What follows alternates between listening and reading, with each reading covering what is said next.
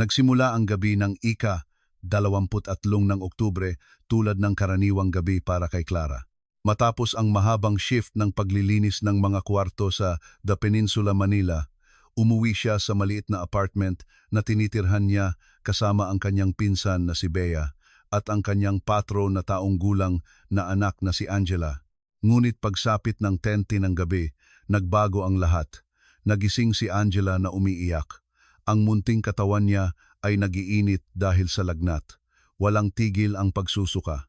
Hindi na nagdalawang isip si Clara.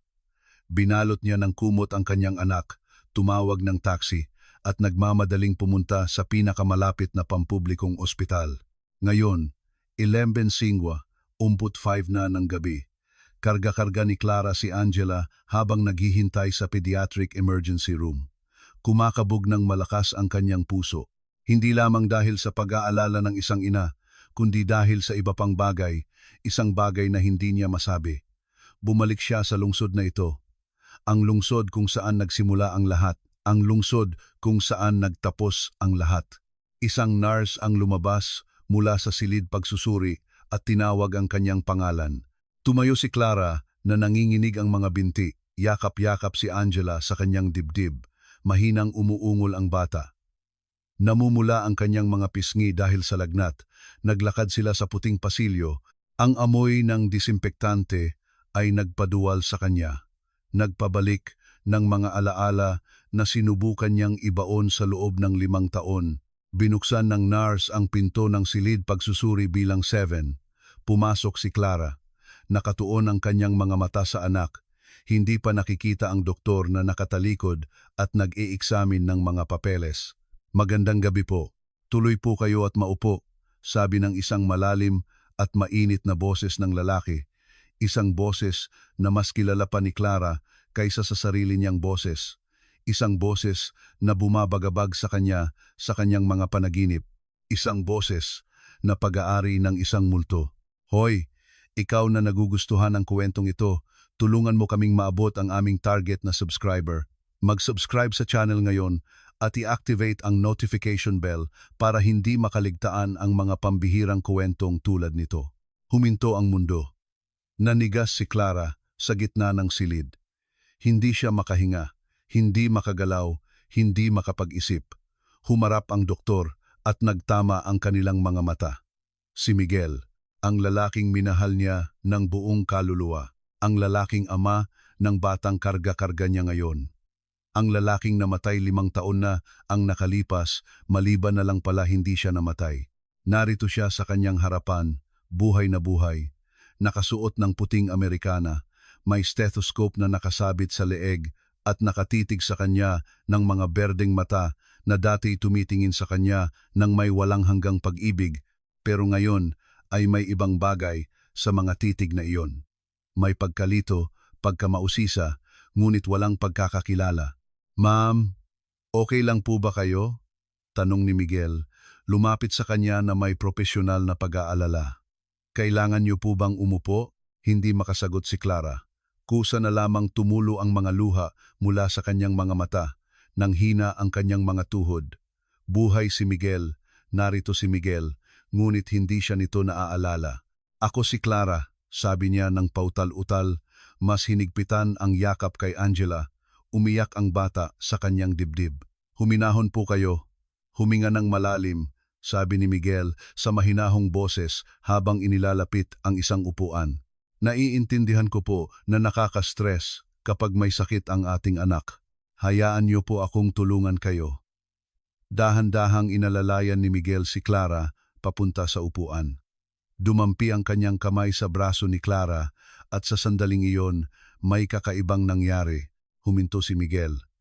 Isang ekspresyon ng pagkalito ang dumaan sa kanyang mukha. Bumilis ang tibok ng kanyang puso nang walang malinaw na dahilan. Isang mainit at pamilyar na pakiramdam ang gumapang sa kanyang katawan na para bang may kinikilala ang isang bagay na hindi maabot ng kanyang isipan. Nakita na po ba tayo dati? Biglang tanong ni Miguel. Pinag-aaralan ng mabuti ang mukha ni Clara. Ang kanyang mga berdeng mata ay sinusuri ito na para bang may hinahanap na nawawala. May kakaiba po akong pakiramdam na nagkita na tayo dati. Hindi po, nagsinungaling si Clara. Ang kanyang boses ay halos isang basag na bulong. Hindi niya kayang gawin ito ngayon. Kailangan siya ni Angela. Mamaya na siya masisira. Hindi po tayo magkakilala. Nag-alinlangan si Dr. Miguel.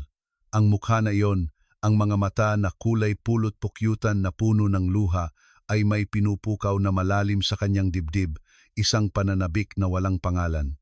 Ngunit sa huli, tumango siya at nag-focus sa maliit na si Angela. Kahit nananatili ang kaba, lumuhod siya sa harapan nila. Ang kanyang presensya ay napakalapit kaya't naamoy ni Clara ang kanyang pabango.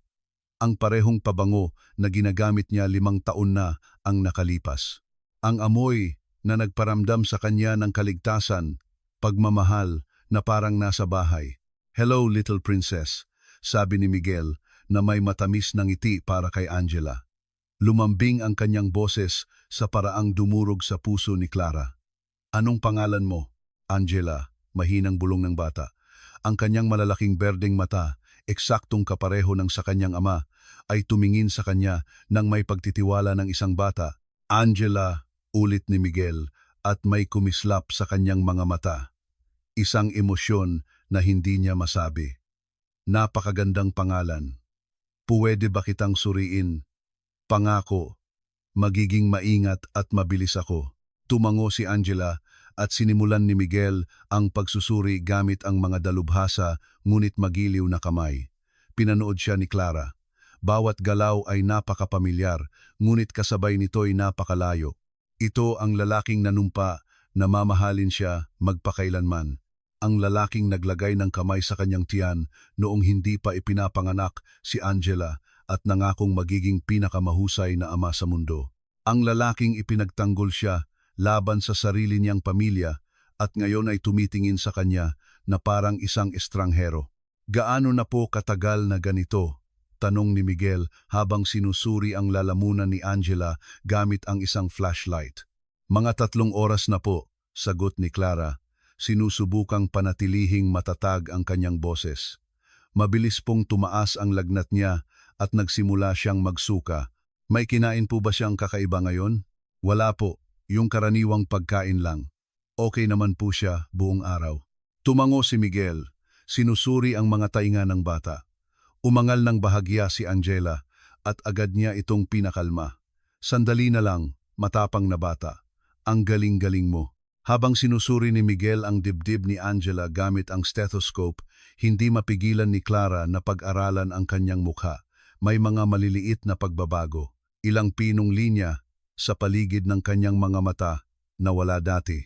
Ang kanyang buhok, kahit na maitim at makapal pa rin, ay may ilang napaagang puting buhok sa kanyang sentido, ngunit siya pa rin ang pinakagwapong lalaking nakita niya, ang kaisa-isang lalaking minahal niya, ang kaisa-isang lalaking mamahalin niya.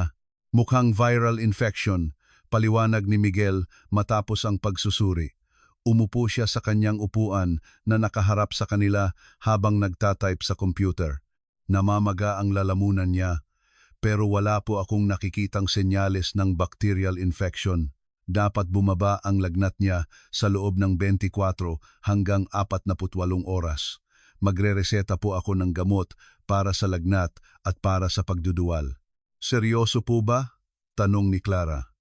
Ang kanyang pagiging ina ay nanaig sa kanyang sakit. "Hindi po, hindi naman." Ngumiti si Miguel sa kanya. At ang ngiti na iyon, ang ngiti na dati nagpatunaw sa kanyang puso, ay may parehong epekto pa rin. Karaniwan po ito sa mga batang kaedad niya. Sa tamang pangangalaga, tatalon at maglalaro na po ulit siya sa loob ng ilang araw. Ipinaliwanag niya ang mga tagubilin sa pangangalaga, kung paano ibigay ang mga gamot, anong mga sintomas ang dapat bantayan.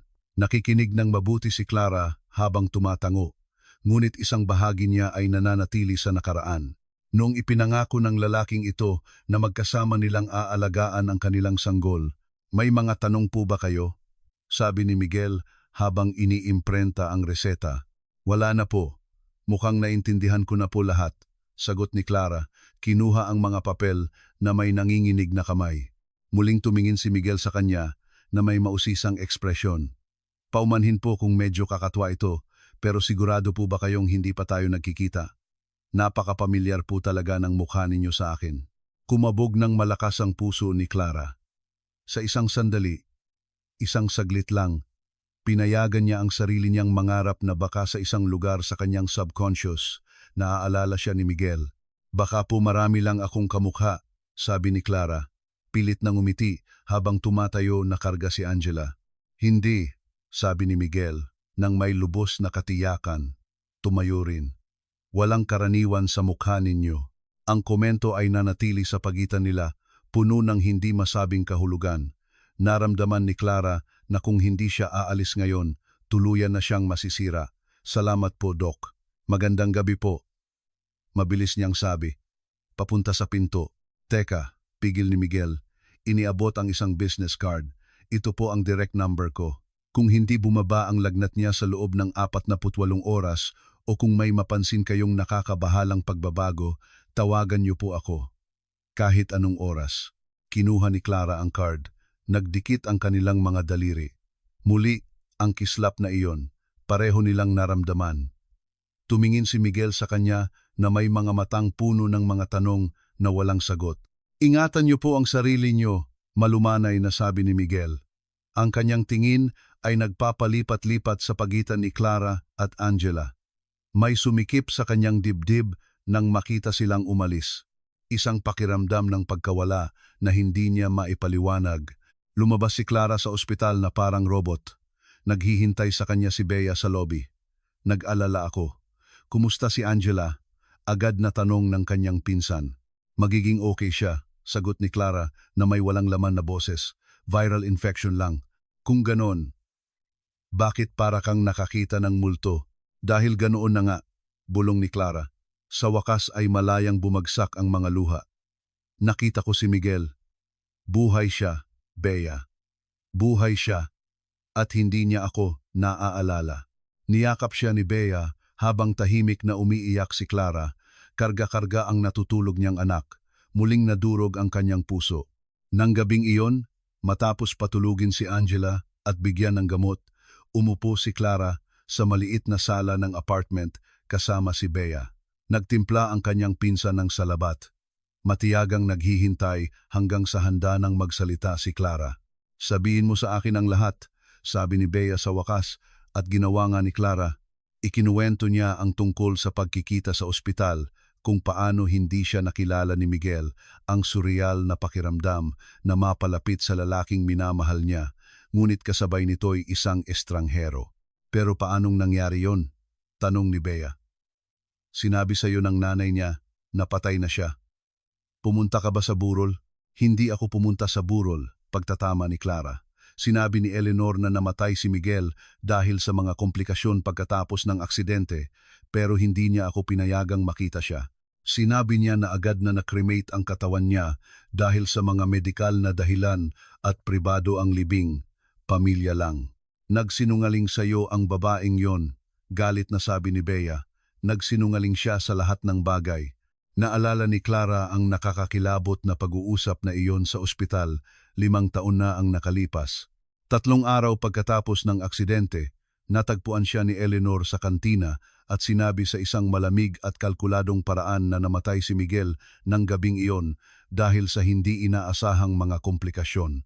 Hindi na kailangan ng presensya mo rito, sabi ni Eleanor. Wala na ang anak ko at hindi nagbabago ang kahit ano sa dinadala mong sanggol. Hindi ka makakatanggap ni isang kusing mula sa pamilyang ito. Kung susubukan mong humingi ng kahit ano, sisirain kita. Mayroon akong mga abogado na gagawing impyerno ang buhay mo. Wasak sa kalungkutan at pagkabigla, tumakas si Clara. Iniwan niya ang kanyang pag-aaral, inimpake ang kanyang kaunting gamit at bumalik sa Batangas, ang lalawigang kinalakhan niya. Doon, sa tulong ng kanyang simpleng mga magulang, mag-isa niyang isinilang si Angela, wala ang lalaking minamahal niya, naniniwalang patay na ito. Sa loob ng 4 na taon, nagtrabaho siya sa paglilinis ng mga bahay, pag-aalaga ng mga hardin, ginagawa ang lahat para masuportahan ang kanyang anak. Hindi niya natapos ang kanyang kursong nursing. Namatay ang pangarap na iyon kasama ni Miguel o ganoon ang akala niya. Kailangan mo siyang harapin, sabi ni Bea. Kailangan mong sabihin sa kanya ang totoo. Karapatan ni Angela na makilala ang kanyang ama. At anong sasabihin ko? Desperadong tanong ni Clara. Hello, alam kong hindi mo ako naaalala, pero dati tayong nagmamahalan at ito ang anak mo. Sa tingin mo, maniniwala siya. Baka isipin niyang nababaliw ako o, mas masahol pa, isang oportunista tulad ng laging sinasabi ng nanay niya. Kung ganun, maghanap ka ng ebidensya. Siguradong may mga litrato, mensahe, kahit ano. Umiling si Clara. Noong umalis ako, iniwan ko ang lahat. Ang luma kong computer, ang cellphone ko, lahat. Wala akong pera, kahit pambili ng tiket ng bus. Kinailangan pa ng mga magulang ko na padalhan ako. Ang tanging dala ko lang ay ang suot kong damit at ang mga dokumento ng pagbubuntis ko at sa social media. Hindi kailanman nag-post si Miguel ng anuman tungkol sa atin. Pinanatili naming pribado ang aming relasyon para protektahan ang sarili namin mula sa kanyang pamilya. Huminga ng malalim si Clara, pakiramdam ay talunan. Wala akong anumang nagpapatunay na totoo ang sinasabi ko. Ang sumunod na 41 oras ay isang pagpapahirap. Inalagaan ni Clara si Angela na unti-unting gumagaling salamat sa gamot, ngunit ang kanyang isipan ay laging nasa kay Miguel. Buhay siya. Matapos ang 5 taong pag-iyak sa kanyang pagkamatay, pagbisita sa simbahan bawat taon upang ipagdasal ang kanyang kaluluwa, buhay siya. Ang tanong na nagpahirap sa kanya ay, bakit? Bakit nagsinungaling si Eleanor? Bakit nila siya pinaniwala na patay na si Miguel, gayong malinaw na buhay siya? Ang sagot ay tumama sa kanya ng malakas upang paghiwalayin sila. Alam ni Eleanor na kung iisipin ni Clara na patay na si Miguel, mawawala siya, at iyon nga ang nangyari. Sa 2 araw pagkatapos ng pagbisita sa ospital, naglilinis si Clara ng isang suite sa 20 palapag ng The Peninsula Manila nang tumunog ang kanyang telepono. Hindi kilalang numero. Hello? Sagot niya. Iniipit ang telepono sa pagitan ng tainga at balikat habang nagtutupi ng tuwalya.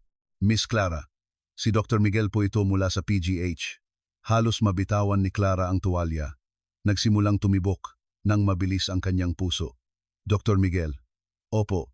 Hello po. Nagawa niyang sabihin. Tumatawag lang po ako para kumustahin si Angela. Bumaba na po ba ang lagnat niya? Opo. Mas mabuti na po siya. Halos magaling na po siya. Salamat po sa pagtatanong. May katahimikan sa linya. Pagkatapos ay sinabi ni Miguel sa isang mas malumanay, mas personal na boses, masaya po akong marinig yan. At paumanhin po kung hindi ito angkop, pero hindi ko po kayo maalis sa isip ko, kayo pong dalawa ni Angela. Napaupo si Clara sa kama, nakatatapos lang niyang ayusin. Nanlambot ang kanyang mga binti. Bakit po? Tanong niya. Kahit alam niyang hindi dapat. Hindi ko po alam, pag-amin ni Miguel. Tila kasing lito ng nararamdaman niya. Ito po ang pinakakakaibang bagay. Mula noong umalis kayo sa aking silid pagsusuri, mayroon po akong patuloy na pakiramdam ng pagkawala na parabang binitawan ko ang isang bagay na mahalaga. Alam ko pong parang katawa-tawa ito. Mga estranghero po tayo. Opo, sabi ni Clara na may mga luhang namumuo sa kanyang mga mata. Mga estranghero. Pero hindi po ganoon ang pakiramdam, di ba? Giit ni Miguel. Noong nakita ko po kayo, noong nagdikit ang ating mga kamay, may naramdaman po ako, isang koneksyon, at alam ko pong naramdaman niyo rin yon. Ipinikit ni Clara ang kanyang mga mata. Hindi ito maaaring mangyari, hindi niya maaaring payagan ang sarili niyang umasa. Hindi na muli, Dr. Miguel. Miguel. Miguel na lang po, pakiusap. Miguel. Ang pangalan ay parang pulot sa kanyang dila, matamis at pamilyar. Kailangan ko na pong bumalik sa trabaho. Teka, pakiusap po, mabilis na sabi ni Miguel. Pwede po ba tayong magkita? Magkape? Alam ko pong hindi ito karaniwan. Pero kailangan kong maintindihan kung bakit ko ito nararamdaman. Bawat instinct ng pagtatanggol ay sumisigaw kay Clara na sabihing hindi. Ngunit ang kanyang puso, ang kanyang hangal na puso, na hindi tumigil sa pagmamahal sa kanya ay nagsabi nito bago pa man mapigilan ng kanyang isip, "Sige, kailan? Bukas. Mayroon po ba kayong lugar na gusto?" Naisip ni Clara na hindi maaaring malapit sa kanilang tinitirhan, hindi maaaring ipagsapalaran na malaman ni Eleanor. May isang coffee shop sa Makati, Figaro Coffee ang pangalan. Alam mo ba yun? Hahanapin ko po. 5 p.m. Nandoon ako.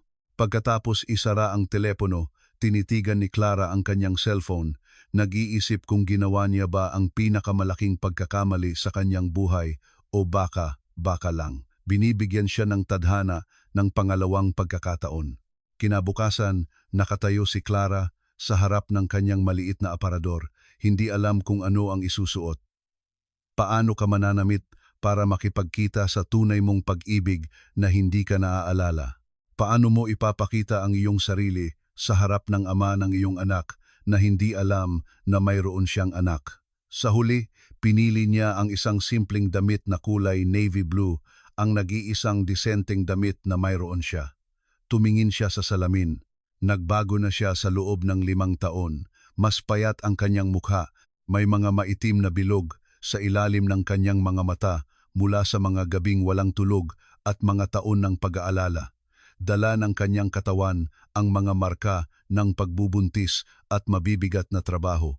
Hindi na siya ang estudyanteng may nagniningning na mga mata na nakilala ni Miguel. Isa na siyang single mother na lumaban para mabuhay araw-araw. "Ang ganda mo," sabi ni Bea, na pumayag na mag-alaga kay Angela. "Magiging maayos ka lang." "Hindi ko alam kung kaya ko to." Pag-amin ni Clara, "Kaya mo.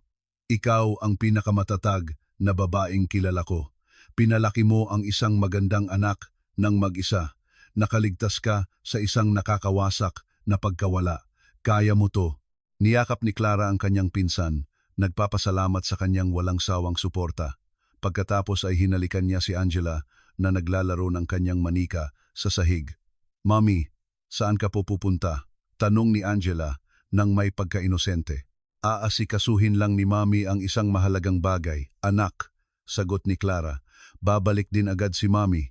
Ang Figaro Coffee ay nasa isang tahimik na kalye sa Makati, isang lugar na madalas na pasyalan ni na Clara at Miguel noon. Dumating siya ng 15 minuto ng mas maaga at pumili ng isang mesa sa sulok kung saan makikita niya ang pinto. Ang kanyang puso ay tumitibok na parang tambol ng digmaan. Eksaktong 5:00, pumasok si Miguel. Nakasuot siya ng maong at isang kaswal na polo, wala ang puting Amerikana ng doktor. Mukha siyang mas bata, mas katulad ng Miguel na nakilala niya. Hinanap ng kanyang mga mata ang buong coffee shop hanggang sa matagpuan siya nito at nagliwanag ang kanyang mukha sa isang ngiti. "Hello," sabi ni Miguel paglapit sa mesa. "Salamat sa pagdating mo." "Hello," sagot ni Clara. Halos hindi matatag ang boses. Umupo si Miguel sa harapan niya at sa isang sandali, nagtitigan lang sila. Si Miguel ang bumasag sa katahimikan. "May aaminin akong kakaiba," sabi niya habang hinahaplos ang kanyang buhok sa isang kinakabahang kilos na kilalang kilala rin ni Clara. "Kagabi, hinanap ko sa internet ang coffee shop na ito, Figaro Coffee, at nang makita ko ang mga litrato ng lugar, nagkaroon ako ng napakalakas na pakiramdam na nakapunta na ako rito dati." Huminto ang puso ni Clara. Ito ang dati nilang lugar. Ang lugar kung saan sila nagpalipas ng maraming oras na nag-uusap tungkol sa lahat ng bagay.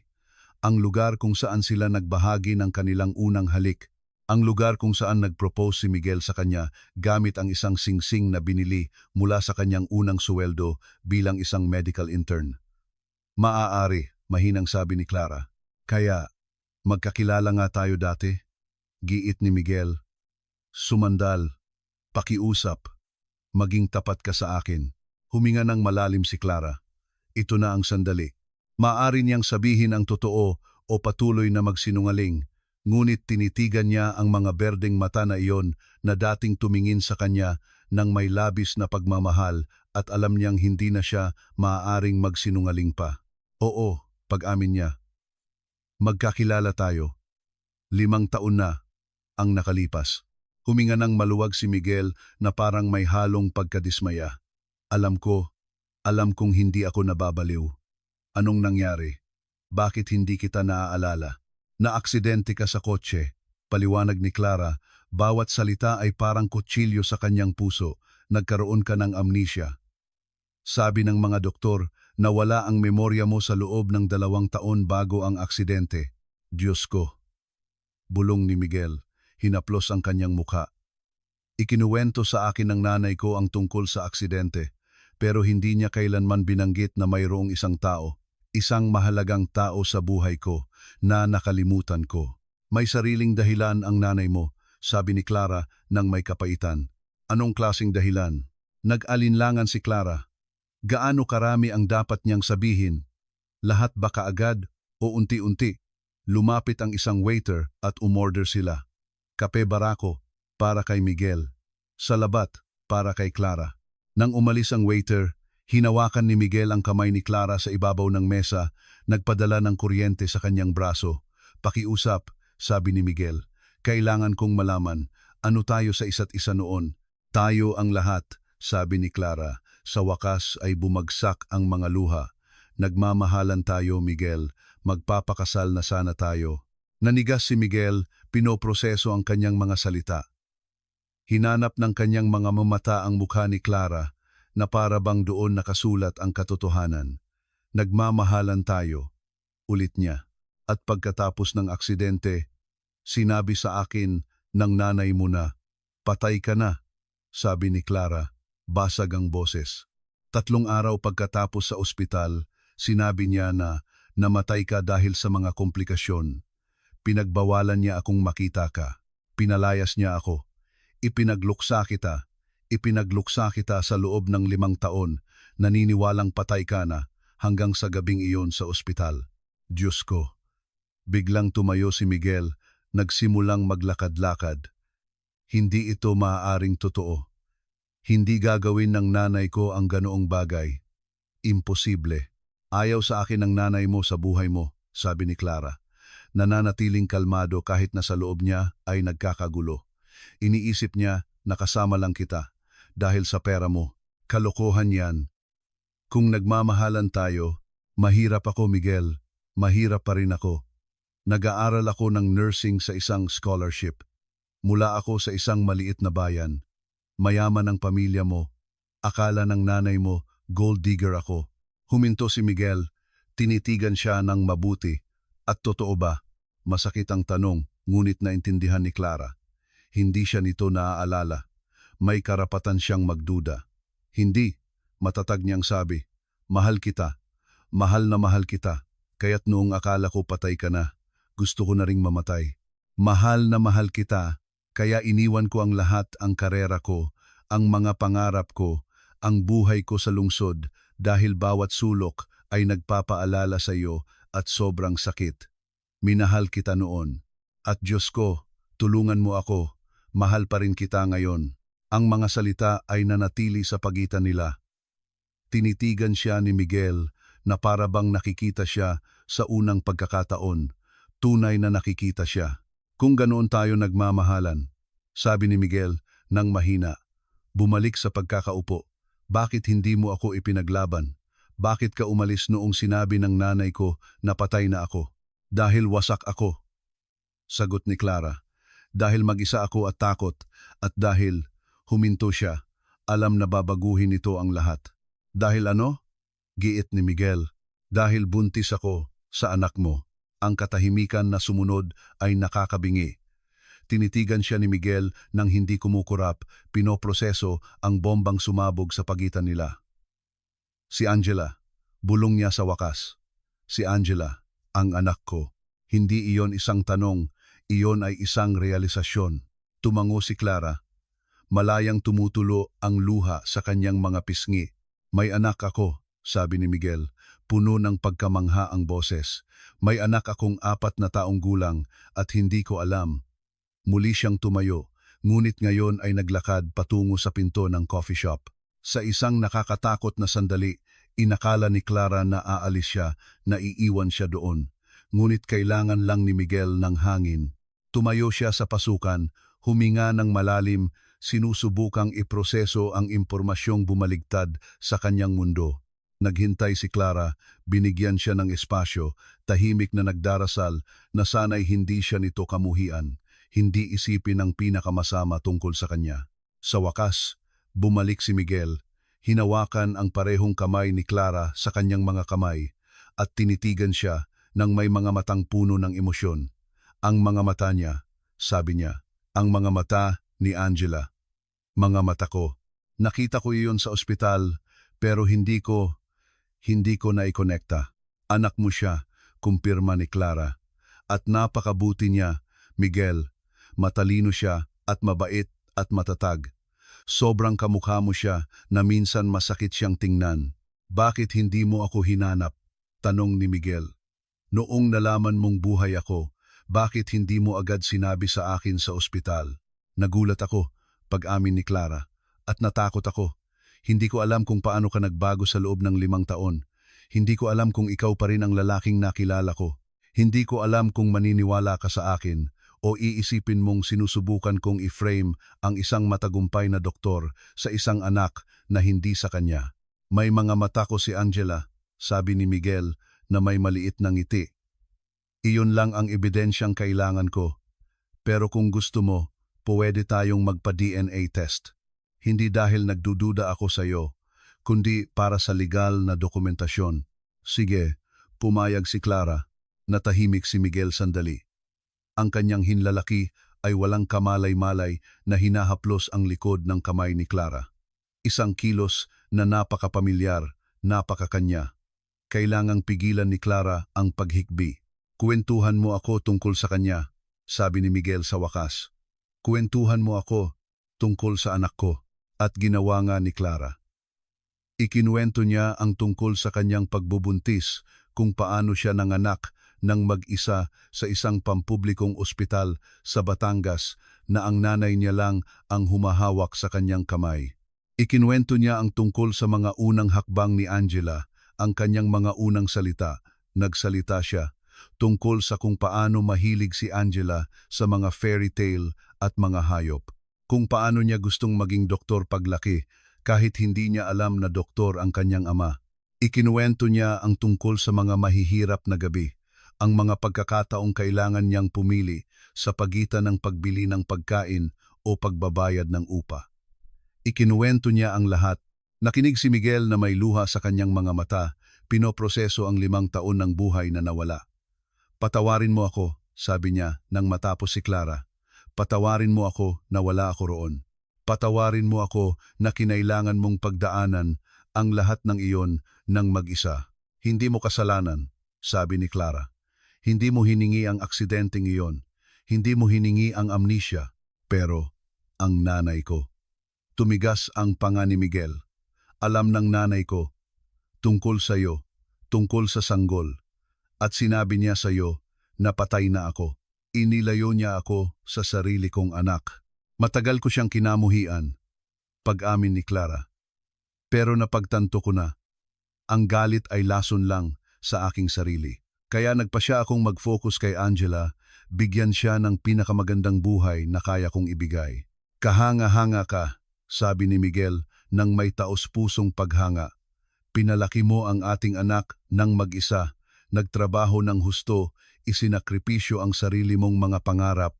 Ikaw ang pinakamatatag na taong kilala ko. Ginawa ko lang ang gagawin ng sinumang ina.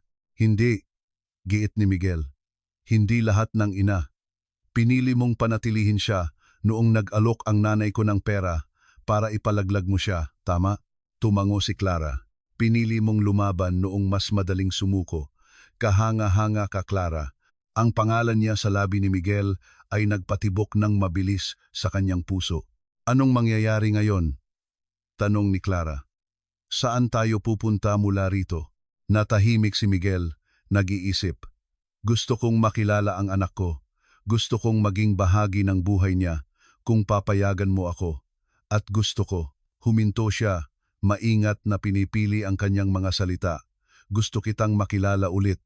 Alam kong hindi ko naaalala ang ating nakaraan. Pero mayroon sa iyo, Clara. Isang bagay na kinikilala ng puso ko na hindi maabot ng isip ko.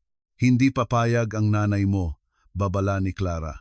Kapag nalaman niyang nagkita tayo, gagawin niya ang lahat para paghiwalayin tayo ulit. 32 taong gulang na ako. Matatag na sabi ni Miguel. Hindi na ako ang 25 taong gulang na bata na kaya niyang manipulahin. Nakapagtayo na ako ng sarili kong buhay, sarili kong medical practice. Hindi ako umaasa sa kanya. At sa pagkakataong ito, hindi ko hahayaang sirain niya ang anumang maaari nating muling itayo. Paano kung hindi natin ito muling maitayo? Tanong ni Clara, hinahayaan ang sarili niyang maging mahina. Paano kung hindi bumalik ang memorya mo? Hindi mo ako mamahalin sa parehong paraan. Sumandal si Miguel sa mesa. Ang kanyang mukha ay ilang sentimetro na lang mula sa mukha ni Clara. Kung ganoon, magtatayo tayo ng bago. Hindi ko maipapangako na maibabalik ko ang mga alaalang iyon. Sabi ng mga doktor, malamang hindi na kailanman, pero maipapangako kong gusto kong subukan. Na mayroon sa iyo na tumatawag sa akin sa paraang hindi ko maipaliwanag. At iyon ay may ibig sabihin, hindi ba? Gustong maniwala ni Clara. Gusto niyang maniwala na ang tunay na pag-ibig ay higit pa sa memorya, na ang mayroon sila ay napakalalim, kaya't kahit amnesia ay hindi ito lubusang mabubura. Sige, sabi niya sa wakas, subukan natin. Ang ngiti ni Miguel ay nagliwanag sa buong coffee shop. Kinuha niya ang kanyang telepono at nagdial ng isang numero. Anong ginagawa mo? Tanong ni Clara. Kinakansel ako ang aking mga appointment para sa natitirang bahagi ng araw, sabi ni Miguel. Gusto kong makita ang anak ko ngayon. Kung hindi ka tututol, puno ng pag-asa at takot ang puso ni Clara. Sige, pero Miguel, kailangan nating mag-ingat kung paano natin sasabihin sa kanya. Alam ko, sabi ni Miguel, hindi ko kailangang sabihin sa kanya na ako ang kanyang ama ngayon. Puwede akong maging kaibigan muna niya, makuha ang tiwala niya, gawin ito ng dahan-dahan. Kalahating oras ang lumipas, nakatayo na sila sa harap ng gusali kung saan nakatira si Clara. Habang paakyat ng hagdan, humingi ng paumanhin si Clara sa simpleng apartment. Hindi mo kailangang humingi ng paumanhin, sabi ni Miguel. Ito ay isang tahanang puno ng pagmamahal, iyon ang mahalaga. Nang buksan ni Bea ang pinto, nanlaki ang kanyang mga mata nang makita si Miguel. Diyos ko, bulong niya, Bea. Si Miguel, pagpapakilala ni Clara.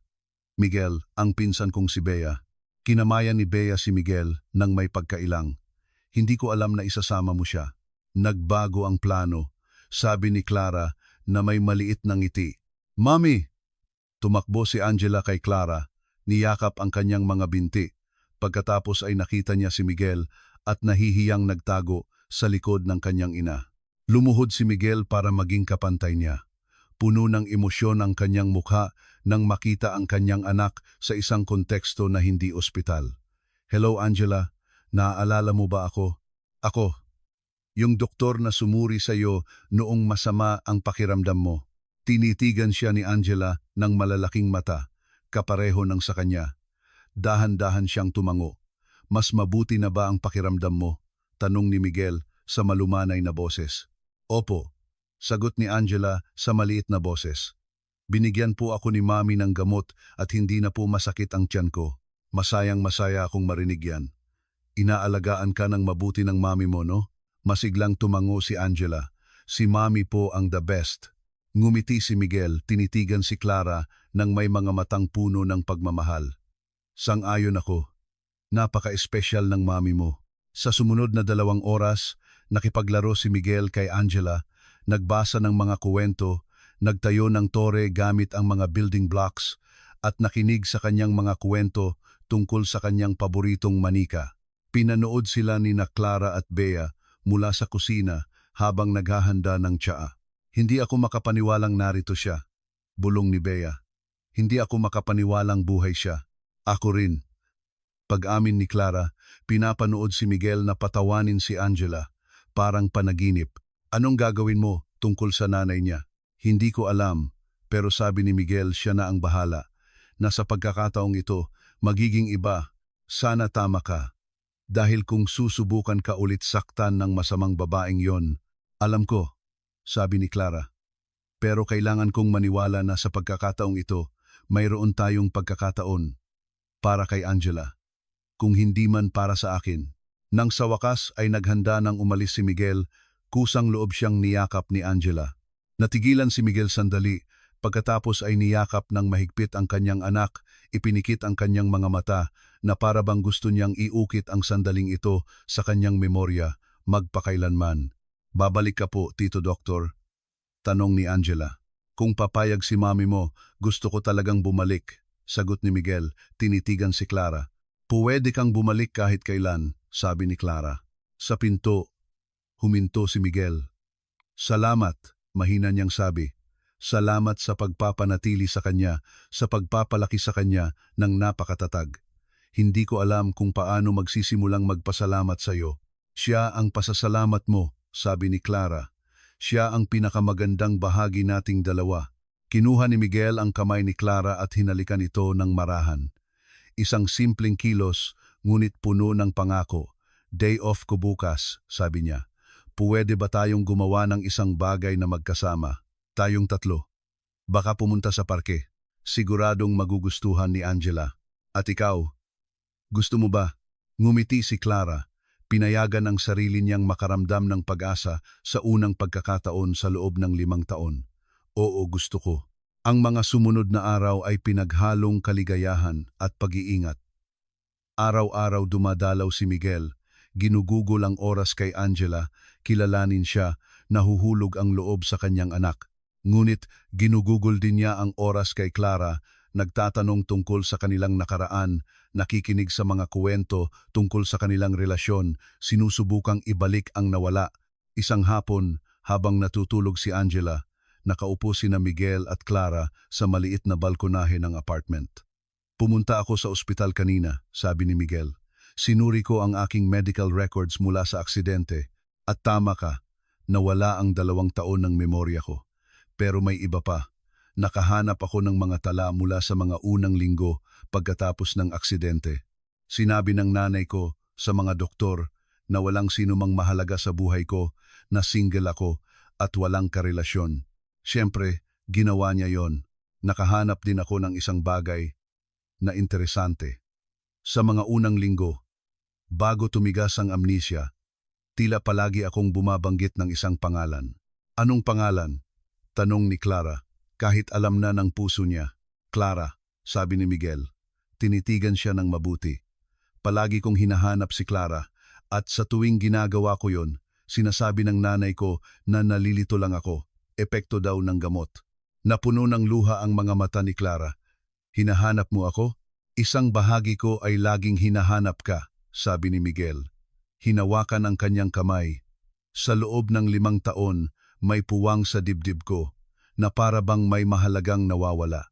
Sabi ng mga doktor normal, yon pagkatapos ng traumatic amnesia, pero hindi lang ito pagkawala ng memorya. Ito ay pagkawala mo. Marami na akong naisip tungkol dito, patuloy ni Miguel, tungkol sa atin, at alam kong sinabi mo na mahal mo pa rin ako, pero hindi ko naaalala ang pagmamahal natin. Hindi ko maalala ang unang date natin, ang unang halik natin, lahat ng bagay na nagpa-in love sa atin sa isa't isa. Lumubog ang puso ni Clara. Ito na, ang pagtanggi, ang katotohanan na hindi mo maaaring mahalin ang isang taong hindi mo naaalala. Pero, sabi ni Miguel, itinaas ang kanyang baba para tumingin sa kanyang mga mata. Bawat araw na kasama kita, bawat sandaling magkasama tayo, nahuhulog ulit ako sa iyo. Hindi ito ang parehong pag-ibig na mayroon tayo dati. Ito ay bago, sariwa, pero totoo.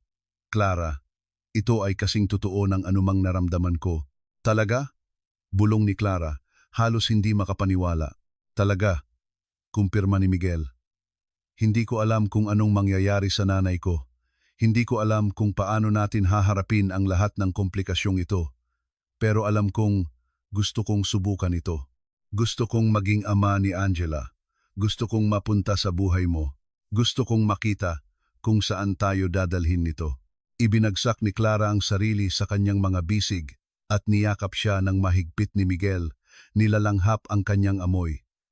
Nararamdaman kung paano siya perpektong akma sa kanyang mga bisig, na para bang naaalala ng kanilang mga katawan ang hindi maalala ng kanilang mga isipan.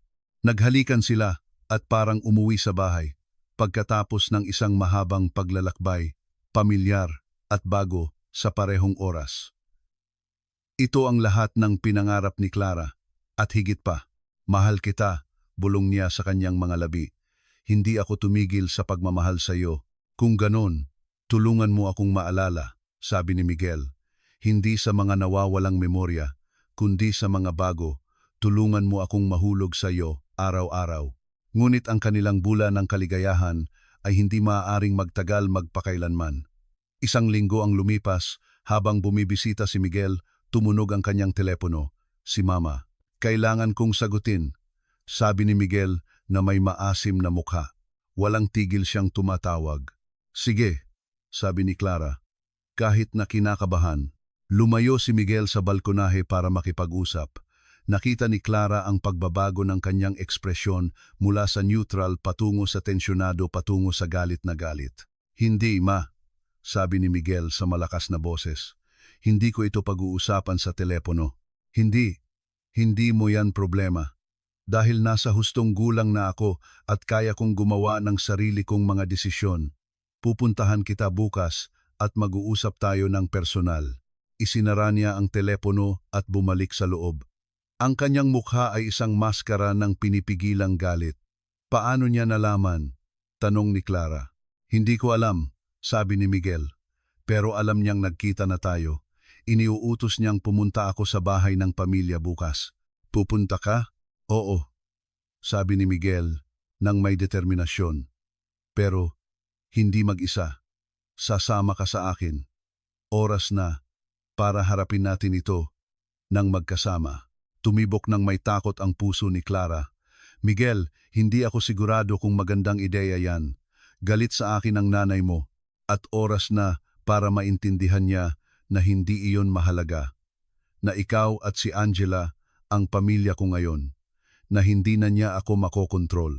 Ang malaking bahay ng pamilya ni Miguel ay eksakto sa naaalala ni Clara. Malaki, malamig, nakakatakot. Nang pumasok sila na magkahawak kamay, naghihintay si Eleanor sa kanila sa pangunahing sala. Miguel, sabi ni Eleanor, ganap na binabaliwala si Clara. Anong ibig sabihin nito? Ang ibig sabihin nito ay alam ko na ang ginawa mo, sagot ni Miguel sa isang kalmado ngunit nakamamatay na boses. Alam kong sinabi mo kay Clara na patay na ako. Alam kong inilayo mo ang anak ko sa akin sa loob ng 5 taon. Hindi natinag si Eleanor. Ginawa ko ang kailangan para protektahan ka. Protektahan ako? Tumawa si Miguel nang walang katatawanan. Mula saan? Mula sa kanya? Itinuro ni Eleanor si Clara nang may pagkasuklam.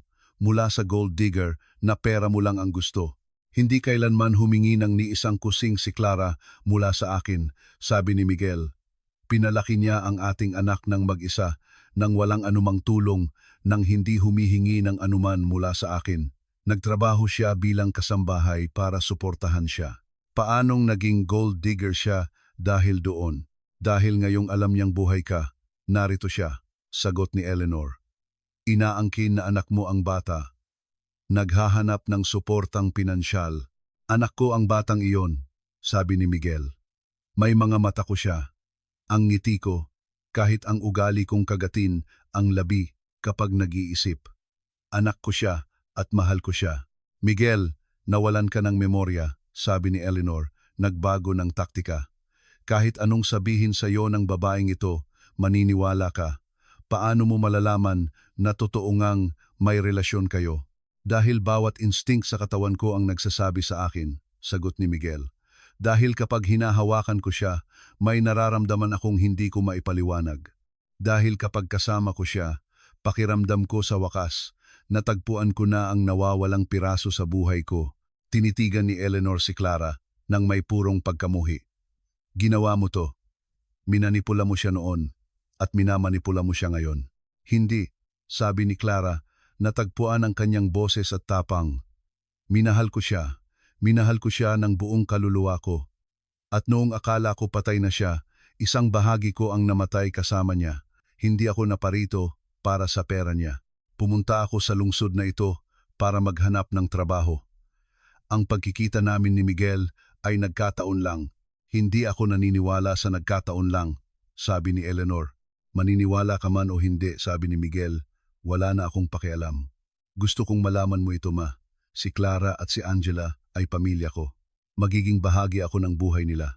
Susuportahan ko sila sa pinansyal. Magsisilbi akong ama na dapat sanay ako mula pa sa simula. Kung gagawin mo yan, banta ni Eleanor, tatanggalan kita ng mana.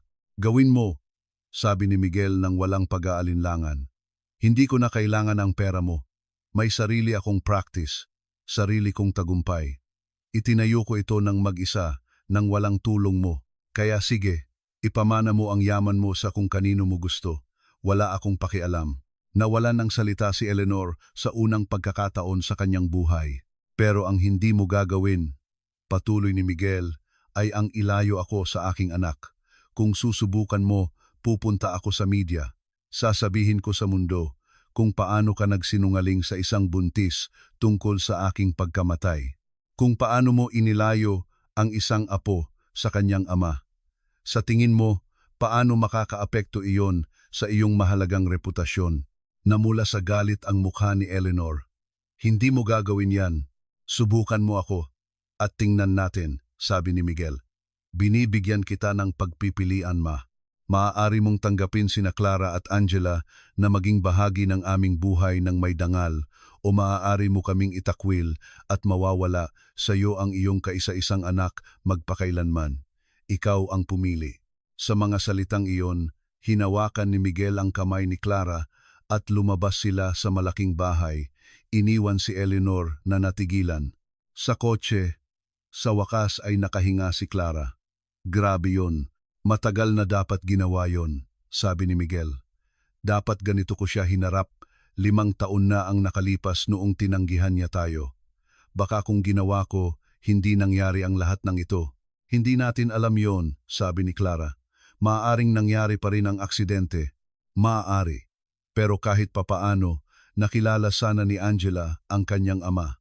Kahit papaano, hindi mo kinailangang pagdaanan ang lahat ng iyon nang mag-isa. Narito na ako ngayon, sabi ni Clara, hinawakan ang kanyang kamay. Narito na tayo ngayon, iyon ang mahalaga. Sa mga sumunod na linggo, ganap na naging bahagi si Miguel sa kanilang buhay. Sinabi niya kay Angela na siya ang kanyang ama at, sa kanilang pagkagulat, madali itong tinanggap ng bata na para bang sa isang lugar sa kanyang puso, alam na niya ito palagi. So may tatay na po ako ngayon? Tanong ni Angela. Ang kanyang malalaking berdeng mata ay puno ng pagkamangha. Oo anak, sabi ni Miguel. Lumuhod sa harap niya. Patawarin mo ako na wala ako rito dati. Pero ngayon, nandito na ako at hindi na ako aalis. Promise po, Daddy, tanong ni Angela. Iniunat ang kanyang hinliliit. Ikinabit ni Miguel ang kanyang hinliliit sa hinliliit ng kanyang anak. Promise. Ipinilit ni Miguel na suportahan sila sa pinansyal. Ikinuha niya si Clara ng mas magandang apartment sa isang mas ligtas na lugar. Ipinilit niyang bayaran ang kindergarten ni Angela, ang kanyang mga damit, lahat. Tumanggi si Clara noong una, sanay sa kanyang kalayaan, ngunit matatag si Miguel. Pakiusap, sabi niya. Hayaan mo akong gawin ito. Hayaan mo akong bumawi sa 5 taong nawala. Hayaan mo akong alagaan ang aking pamilya, ang kanyang pamilya. Ang mga salitang iyon ay nagpatunaw sa puso ni Clara, ngunit higit sa lahat, iminungkahi ni Miguel ang isang bagay na hindi inakala ni Clara na posible. Bumalik ka sa pag-aaral, sabi niya isang gabi habang naghahapunan sila, tulog na si Angela sa kanyang silid. Tapusin mo ang iyong kursong nursing. Miguel, hindi ko kaya. Kailangan kong magtrabaho. Kailangan kong alagaan si Angela. Kaya kong alagaan si Angela. Giit ni Miguel. At kaya kong bayaran ang iyong matrikula habang nag-aaral ka. Iyon na ang pinakamaliit na magagawa ko. Sobra-sobra na yon, protesta ni Clara. Hindi, sabi ni Miguel, hinawakan ang kanyang kamay. Hindi sapat. Hindi kailanman magiging sapat para mabayaran ang nawala sa iyo. Pero hayaan mo akong subukan.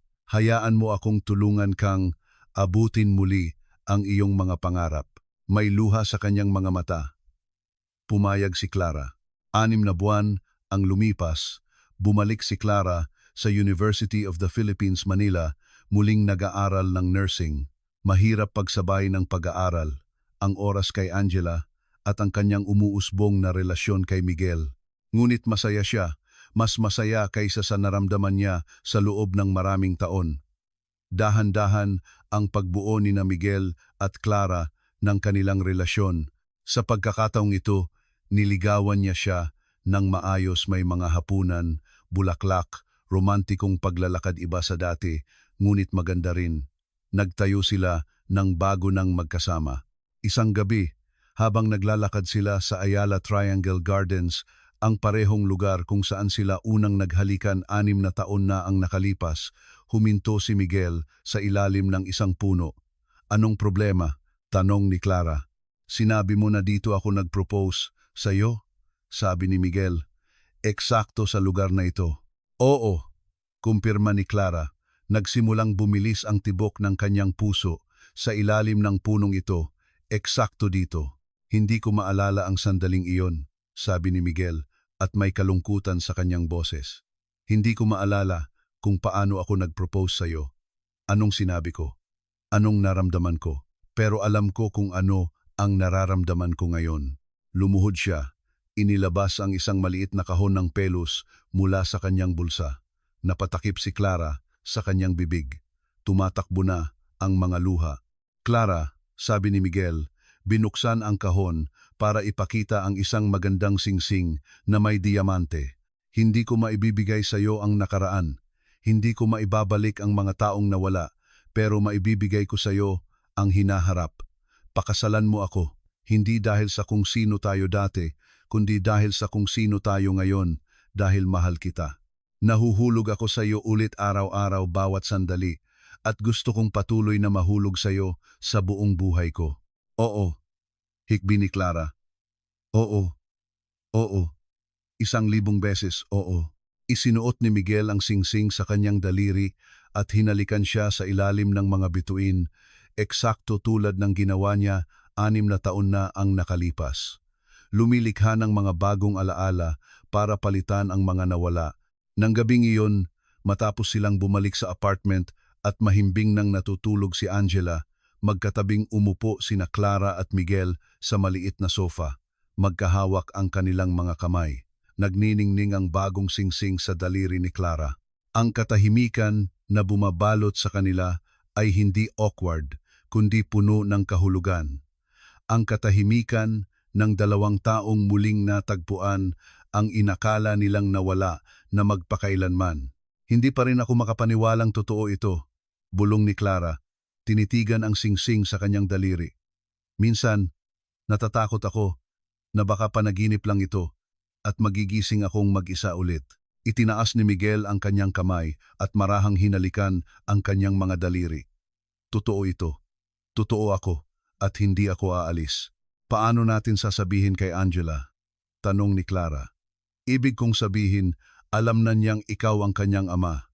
Pero ang kasal, sasabihin natin sa kanya bukas, sabi ni Miguel na may ngiti at sigurado akong matutuwa siya. Baka hilingin niyang maging flower girl, tumawa si Clara.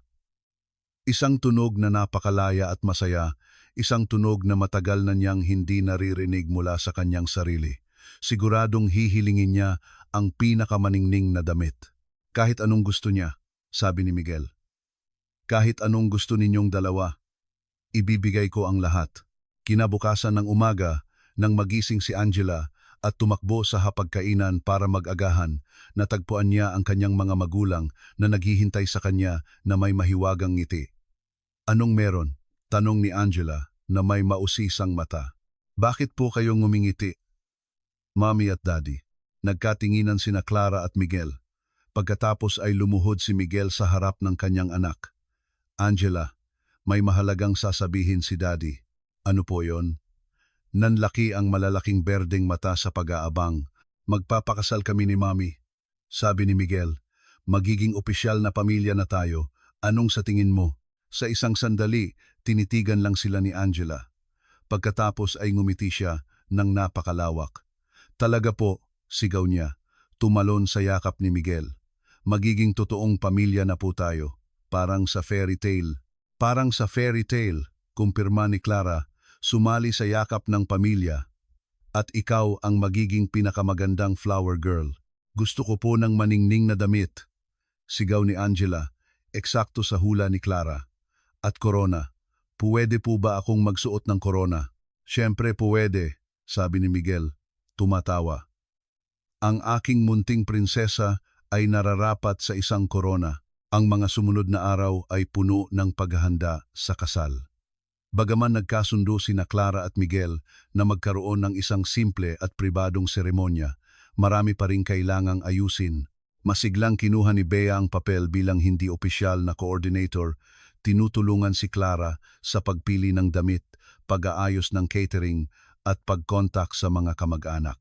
Kailangan mong tawagan ang mga magulang mo, sabi ni Bea isang hapon habang tumitingin sila ng mga sample ng imbitasyon. Dapat nilang malaman. Huminga ng malalim si Clara. Maayos ang relasyon niya sa kanyang mga magulang. Kahit na magkalayo sila, walang pasubali silang sumuporta sa kanya noong bumalik siya sa Batangas na buntis at wasak ang puso. Tinulungan nila siyang palakihin si Angela sa mga unang mahihirap na taon. Nararapat nilang malaman ang masayang balitang ito. Tama ka, sabi ni Clara, kinuha ang kanyang telepono. Dinial niya ang isang napakapamilyar na numero. Pagkatapos ng ilang ring, sumagot ang mainit na boses ng kanyang ina. Hello, Clara. Anak, napatawag ka. Nay, sabi ni Clara, nanginginig ang boses sa emosyon. May balita po ako, napakahalagang balita. Okay ka lang ba? Okay lang ba si Angela? May pag-aalala sa boses ng kanyang ina. Okay lang po kami, Nay. Higit pa sa okay. Nay, si Miguel. Buhay po siya. Hindi po siya namatay. At kami po ay magpapakasal. Mahabang katahimikan sa kabilang linya. Pagkatapos ay tunog ng paghikbi. Diyos ko, bulong ng kanyang ina. Diyos ko, Clara, paanong nangyari yan? Ikinuwento ni Clara ang lahat tungkol sa gabi sa ospital, sa amnesia ni Miguel, sa kasinungalingan ni Eleanor, sa kung paano nila natagpuan ang daan pabalik sa isa't isa. Nakinig ang kanyang ina, minsan umiiyak, minsan sumisigaw sa hindi paniniwala. Pupunta kami, sabi ng kanyang ina sa wakas. Ang tatay mo at ako, darating kami para sa kasal mo. Sa wakas, makakamit na ng anak ko ang kanyang kaligayahan. Nang isara ni Clara ang telepono, tumulo ang luha sa kanyang mga pisngi. Ngunit sa pagkakataong ito, mga luha ng kaligayahan. Isang linggo bago ang kasal, hinarap ni Miguel ang kanyang pinakamalaking hamon, ang sabihin sa kanyang ama. Komplikado palagi ang relasyon ni Miguel kay Francisco. Ang kanyang ama ay isang abalang tao, madalas wala sa kanyang pagkabata at laging sunod-sunuran sa kagustuhan ni Eleanor. Ngunit pakiramdam ni Miguel, karapatan ng kanyang ama na malaman. Nagkita sila sa isang restaurant, malayo sa bahay ng pamilya at malayo kay Eleanor. Mukhang mas matanda si Francisco kaysa sa naaalala ni Miguel. Halos puti na ang kanyang buhok ngayon at may pagod sa kanyang mga mata na wala dati. Dad, bati ni Miguel nang maupo sila. Salamat po sa pakikipagkita. Anak kita, simpleng sabi ni Francisco. Siyempre, makikipagkita ako. Umorder sila ng pagkain sa isang awkward na katahimikan. Nang umalis ang waiter, nagpasya si Miguel na dumiretso sa punto. Dad, magpapakasal na po ako. Tinaasan siya ng kilay ni Francisco. Kanino? Kay Clara. Ang babaeng kasama ko bago ang aksidente. Ang babaeng sinabi ni Mama na umalis na. Sabi ni Francisco at mayroon sa kanyang boses na nagpatigil kay Miguel. So alam niyo na po? Alam ni Dad? Alam niyo po ang tungkol kay Clara? Tungkol sa ginawa ni Mama? Naramdaman ni Miguel na tumataas ang kanyang galit. Huminga ng malalim si Francisco. Hindi ko alam ang lahat, hanggang kamakailan lang. Pero oo, alam kong may isang babae. Alam kong hindi siya gusto ng nanay mo. At alam kong huminto siya, puno ng pagsisisi ang kanyang mukha. Alam kong may apo ako na hindi ko pa nakikita. Angela, sabi ni Miguel. Angela ang pangalan niya. 4 na taong gulang na siya at napakabuti niya. At sa 4 na taon ng kanyang buhay, wala si Dad doon dahil nagpasya si Mama na magsinungaling. Patawarin mo ako, sabi ni Francisco. Dapat naging mas matatag ako. Dapat nagtanong ako ng higit pa. Pero alam mo naman ang nanay mo kapag nakapagpasya na siya. Hindi yan dahilan, putol ni Miguel. Hinayaan niyo pong mangyari ito. Hinayaan niyo pong sirain ni Mama ang buhay ko. Tama ka, pag-amin ni Francisco. At wala akong maipagtatanggol. Ang magagawa ko lang ngayon ay humingi ng tawad at umasa na bibigyan mo ako ng pagkakataong itama ito.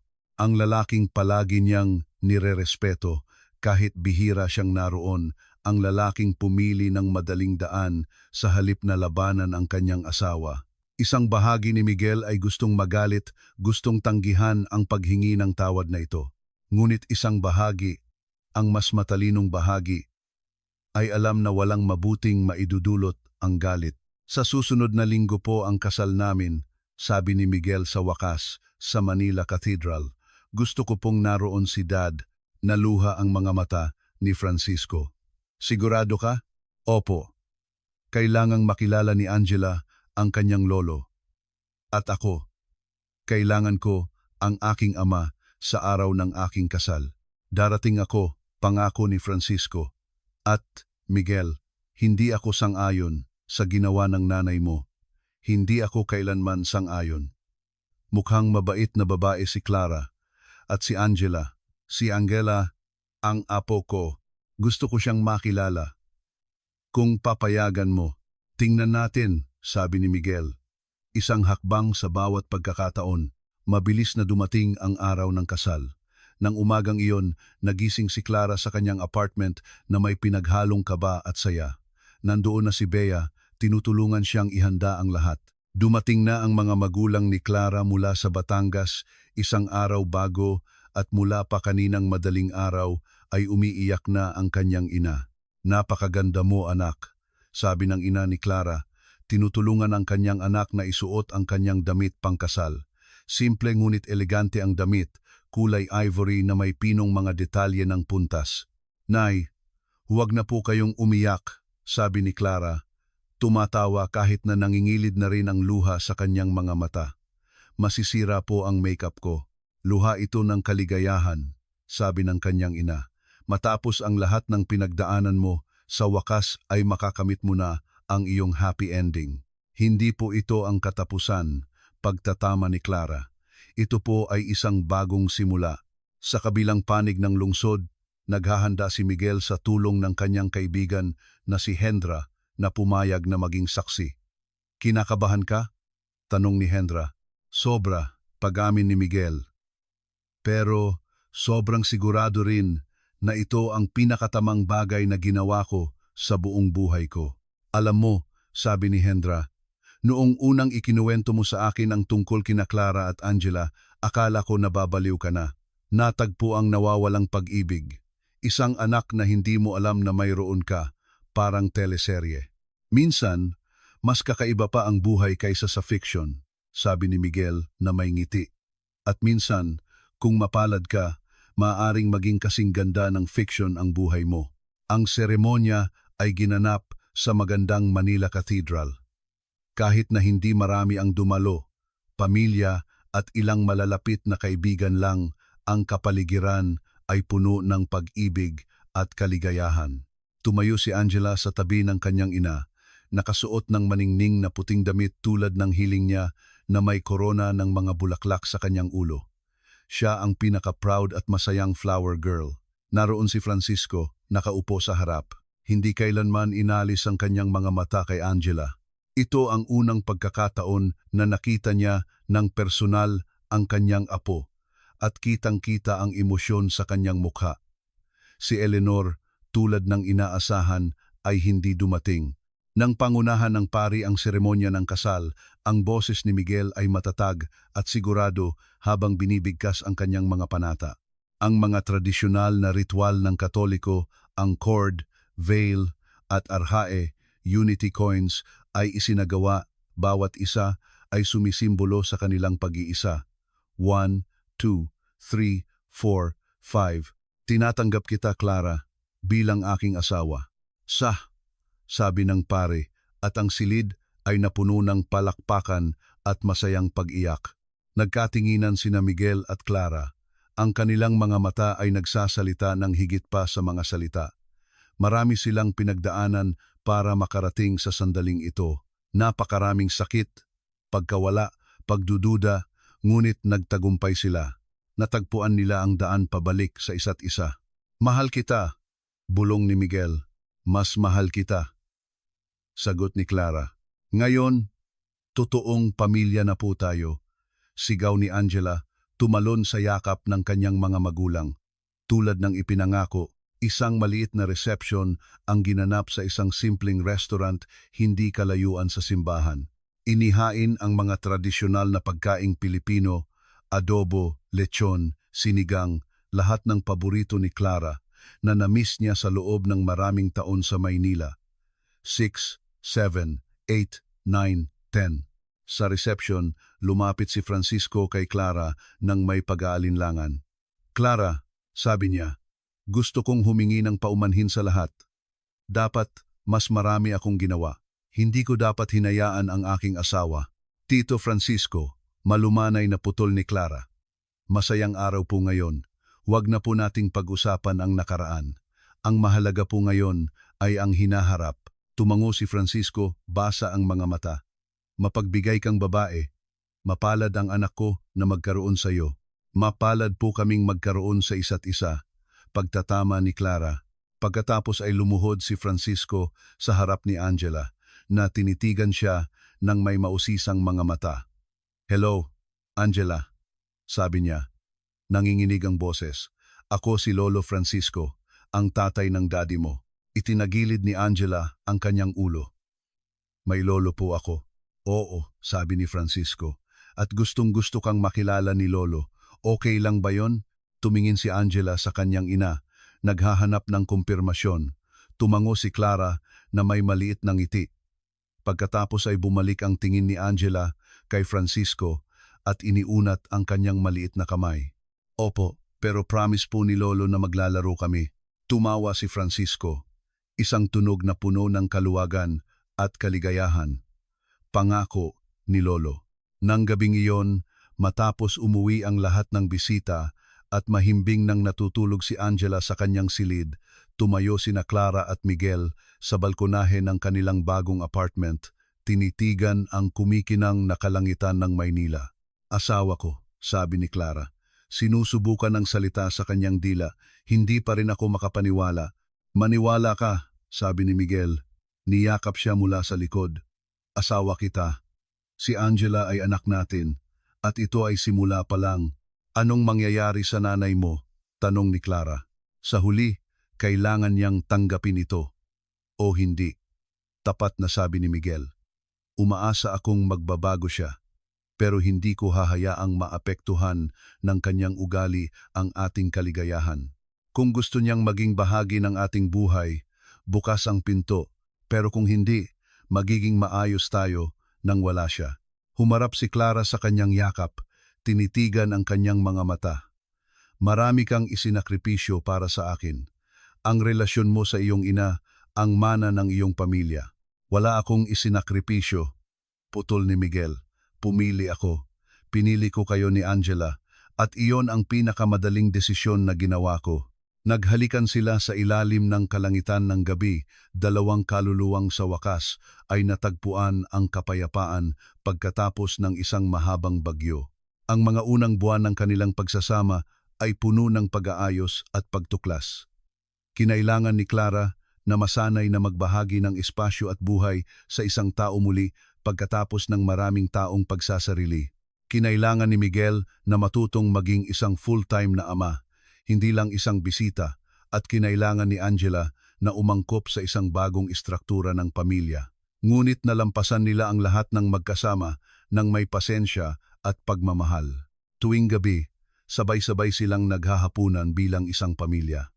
Tuwing weekend, namamasyal sila sa Manila Ocean Park o Manila Zoo.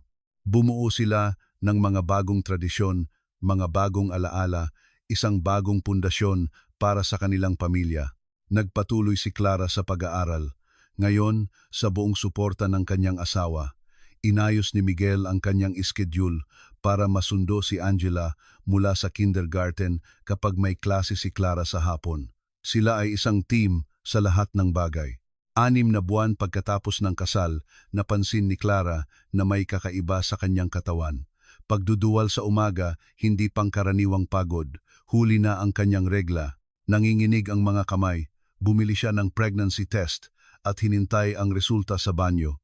2 pink na linya, positibo. Miguel, tawag niya. Nanginginig ang kanyang boses sa pagitan ng hindi paniniwala at tuwa. Tumakbo si Miguel papasok, nag-aalala ang mukha. Anong problema? Okay ka lang ba?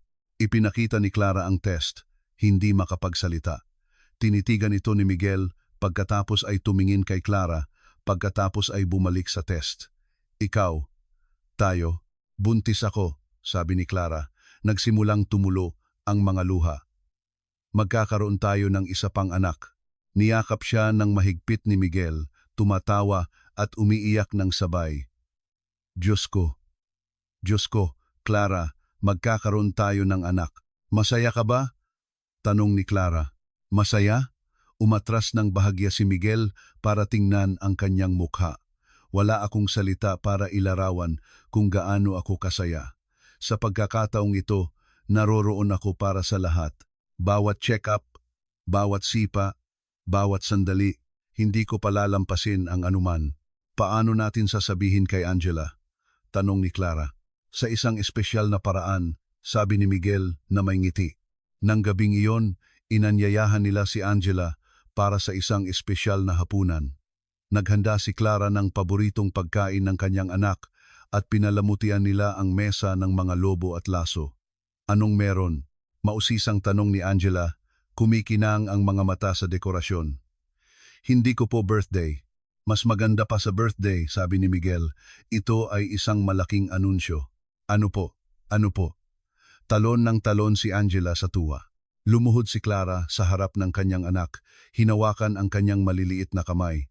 Angela, anak, anong mararamdaman mo kung sasabihin ni Mami na magiging ate ka na? Ilang segundo bago na proseso ni Angela ang impormasyon. Pagkatapos ay nanlaki ang kanyang mga mata na parang platito. Kapatid? Oo, sabi ni Miguel. Lumuhod din. May baby sa tiyan ni Mami. Magiging ate ka na. Tiningnan ni Angela ang tiyan ni Clara nang may pagkamangha. May baby na po diyan ngayon? Oo, sabi ni Clara, tumatawa. Napakaliit pa lang, pero sa loob ng ilang buwan, lalaki na siya at pagkatapos ay ipapanganak. Gusto ko po ng kapatid na babae, deklara ni Angela, para makapaglaro po kami ng manika. Tingnan natin, sabi ni Miguel. Pero kahit ano pa ang lumabas, lalaki o babae, magiging mahusay kang ate. Niyakap ni Angela nang mahigpit ang kanyang mga magulang. Ito po ang pinakamasayang araw sa buhay ko. May tatay na ako, may pamilya na ako, at ngayon magkakaroon pa ako ng kapatid. Naging maayos ang pagbubuntis ni Clara. Sa pagkakataong ito, hindi siya nag-iisa. Sinasamahan siya ni Miguel sa bawat check-up, hinahawakan ang kanyang kamay sa mga ultrasound, kinakausap ang tiyan ni Clara gabi-gabi bago matulog. Binabawi niya ang lahat ng sandaling pinalampas niya kay Angela. 4 na buwan sa pagbubuntis, nalaman nila ang kasarian ng sanggol, isang lalaki. Medyo nadismaya si Angela noong una dahil hindi siya nagkaroon ng kapatid na babae, ngunit agad na nasabik sa ideya na magkaroon ng kapatid na lalaki na maaari niyang turuan at protektahan. Tuturuan ko po siyang maglaro ng bola, seryosong sabi ni Angela, at gagawin ko siyang malakas para walang mang-aaway sa kanya. Magiging kahanga-hanga kang ate, sabi ni Clara, hinahalikan ang noo ng kanyang anak. Lumipas ang mga buwan, lumaki ang tiyan ni Clara. Naging mas protektibo si Miguel laging tinitiyak na kumakain ng maayos ang kanyang asawa, sapat ang pahinga at hindi nagtatrabaho ng sobra. Naramdaman ni Clara na minamahal at inaalagaan sa paraang hindi niya kailanman naranasan. Samantala, unti-unting bumubuti ang relasyon sa pamilya ni Miguel. Naging isang present na lolo si Francisco, binibisita si Angela linggo-linggo, dinadalhan siya ng mga regalo, tinuturuang maglaro ng chess. Nagkaroon sila ni Clara ng isang mainit na relasyon na binuo sa paggalang sa isa't isa at pagmamahal para kina Miguel at Angela. Nanatiling malayo si Eleanor. Hindi siya kailanman direktang kumontak kay Clara o umamin sa kanyang mga pagkakamali. Ngunit narinig ni Miguel mula sa kanyang ama na hindi na kasing tigas ng dati ang kanyang ina, na ang kalungkutan at katigasan ng ulo ay nagsisimula ng makaapekto sa kanya. Naramdaman ni Miguel ang pinaghalong awa at pagkadismaya para sa kanyang ina. Isang araw, mga isang buwan bago ang inaasahang panganganak, dumalaw si Francisco na may seryosong ekspresyon sa kanyang mukha. "Anong problema, Dad?" tanong ni Miguel. Nag-aalala. "Tungkol ito sa nanay mo," mahinang sabi ni Francisco. "May sakit siya, Miguel. Mahina ang puso niya. Sabi ng mga doktor, kailangan niya ng operasyon, pero mataas ang panganib." Naramdaman ni Miguel ang isang komplikadong halo ng mga emosyon. Ito ang babaeng nagsinungaling sa kanya, na naglayo sa kanya mula sa kanyang pag-ibig at anak sa loob ng maraming taon. Ngunit ito rin ang kanyang ina, ang babaeng nagsilang sa kanya, na nag-alaga sa kanya noong may sakit siya, na nagmahal sa kanya sa kanyang sariling baluktot na paraan. "Anong dapat kong gawin?" tanong ni Miguel kay Clara ng gabing iyon. "Hindi ko alam kung ano ang mararamdaman ko tungkol dito." Hinawakan ni Clara ang kanyang kamay, maingat na pinipili ang kanyang mga salita. "Ina mo siya. Ano man ang nangyari sa inyo, hindi mabubura ang ugnayang iyon. Kung gusto mo siyang makita, susuportahan kita. Pero pagkatapos ng lahat ng ginawa niya, sa'yo, sa akin, masakit," pag-amin ni Clara. "Pero ayokong kontrolin ng galit ang buhay ko. At ayokong magsisi ka sa huli kung may mangyari. At hindi ka man lang nakapagpaalam." Tiningnan ni Miguel ang kanyang asawa nang may paghanga. "Paano ka naging napakamapagpatawad?" "Dahil mayroon ako ng lahat ng gusto ko," simpleng sabi ni Clara. "Nasa akin ka. Nasa akin si Angela.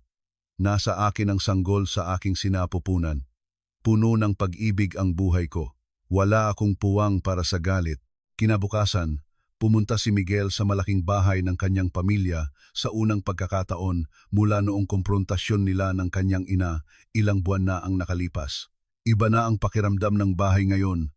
Mas tahimik, mas malungkot. Natagpuan niya si Eleanor sa kanyang silid, nakahiga sa isang kama na tila napakalaki para sa kanya.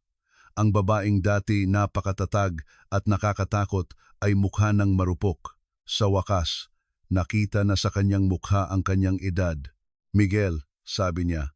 Mahina ang boses, ngunit matalas pa rin ang mga mata. "Dumating ka. Sinabi sa akin ni Dad ang tungkol sa puso mo," sabi ni Miguel. Umupo sa silya sa tabi ng kama. "Bakit hindi mo sinabi sa akin?" Mahinang tumawa si Eleanor, isang tawa na naging ubo. "Dahil akala ko wala ka ng pakialam pagkatapos ng lahat ng nangyari." "Ina kita," simpleng sabi ni Miguel. "Siyempre, may pakialam ako." Isang awkward na katahimikan ang bumalot sa kanila. Napakaraming hindi nasasabi sa pagitan nila. Napakaraming sugat na hindi pa gumagaling. "Nagkamali ako," sabi ni Eleanor sa wakas. Mga salitang hindi inakala ni Miguel na maririnig niya mula sa bibig ng kanyang ina. "Kay Clara, sa apo ko, akala ko pinoprotektahan kita. Pero takot lang akong mawala ka. Takot na mawala ako. Ikaw ang lahat sa akin," sabi ni Eleanor, at sa unang pagkakataon, nakita ni Miguel ang luha sa mga mata ng kanyang ina. "Noong nahulog ang loob mo sa babaeng iyon, pakiramdam ko nawawala ka na sa akin, kaya gumawa ako ng mga bagay na hindi ko dapat ginawa. Halos sirain mo ang buhay ko, ma," sabi ni Miguel. Hindi may galit, kundi may kalungkutan. Inilayo mo ako sa babaeng mahal ko. Pinabayaan mong hindi ko makasama ang unang 4 na taon ng buhay ng anak ko. Alam ko. At pinagsisisihan ko ito. Higit pa sa masasabi ko, tinitigan ni Miguel ang kanyang ina. Nakikita ang taos-pusong pagsisisi sa kanyang mga mata. Hindi siya sigurado kung lubos siyang makapagpapatawad, hindi sa lalong madaling panahon. Ngunit maaari niyang subukang intindihin. Buntis si Clara, sabi niya. Magkakaroon kami ng anak na lalaki. Bahagyang nanlaki ang mga mata ni Eleanor. Isang apong lalaki. Oo. At gusto kong makilala ng mga anak ko ang kanilang lola. Lahat ng kanilang lola, kasama ka. Kung gusto mo, seryoso ka? May pag-asa sa boses ni Eleanor na hindi pa naririnig ni Miguel dati. Seryoso ako. Pero kailangan ng pagsisikap mula sa ating dalawa. Kailangan mong tanggapin si Clara. Tunay na tanggapin siya bilang iyong manugang at bilang ina ng iyong mga apo. Wala nang panlalait, wala nang manipulasyon. Tumango si Eleanor, tumutulo ang luha sa kanyang payat na mga pisngi. Susubukan ko, pangako, susubukan ko. Kung ganon, magpagaling ka muna, sabi ni Miguel. Hinawakan ang kamay ng kanyang ina sa unang pagkakataon sa napakatagal na panahon. Magiging matagumpay ang operasyon mo at pagkatapos ay maaari na tayong magsimulang muling bumuo. Ang operasyon ni Eleanor ay nakatakda 2 linggo pagkatapos, eksakto sa parehong oras ng inaasahang panganganak. Nahati si Miguel sa 2 prioridad, ngunit hinimok siya ni Clara na dumalo sa ospital para sa kanyang ina. Nandyan sina Bea at ang mga magulang ko, sabi ni Clara.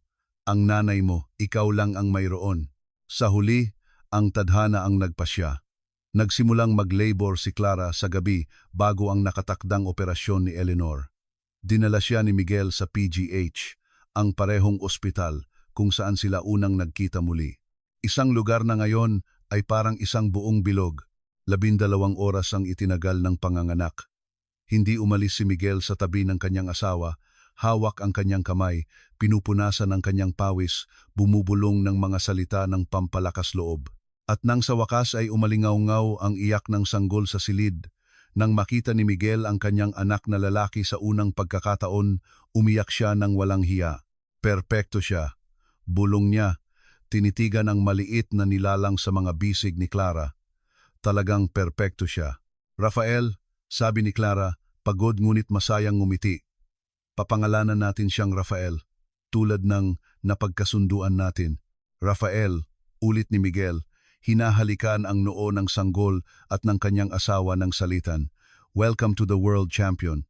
Pinapasok si Angela, ilang oras ang lumipas, dinala ni Bea. Nanlaki ang kanyang mga mata nang makita ang kanyang kapatid sa unang pagkakataon. Ang liit niya, bulong niya, nang may pagkamangha. Puwede ko po siyang hawakan? Siyempre, sabi ni Clara. Tinutulungan si Angela na hawakan si Rafael ng maingat. Ito ang kapatid mo, si Rafael. Hello, Rafael, seryosong sabi ni Angela. Ako si Ate Angela. Proprotektahan kita, magpakailanman. Pangako yan. Tumulo ang luha sa mga pisngi ni Miguel nang makita ang kanyang 2 anak na magkasama. Ito ang sandaling dapat sanay naranasan niya, 4 na taon na ang nakalipas kay Angela. Ang sandaling inakala niyang hindi na niya mararamdaman. Ngunit ngayon, napapaligiran ng kanyang pamilya, mas buo ang kanyang pakiramdam kaysa dati. Naging matagumpay ang operasyon ni Eleanor. Nang bisitahin siya ni Miguel ilang araw ang lumipas, dinala niya ang mga litrato ni Rafael. Tinitigan ni Eleanor ang mga litrato na may nangingilid na luha. Kamukha mo siya noong sanggol ka, sabi niya. Sobrang kamukha. Gusto mo po ba siyang makita? Makita siya. At si Angela? Tumango si Eleanor, hindi makapagsalita. 2 linggo ang lumipas. Dumalaw si Eleanor sa apartment ni na Miguel at Clara sa unang pagkakataon. May dala siyang mga regalo para sa kanyang 2 apo, isang manika para kay Angela at isang set ng damit ng sanggol para kay Rafael.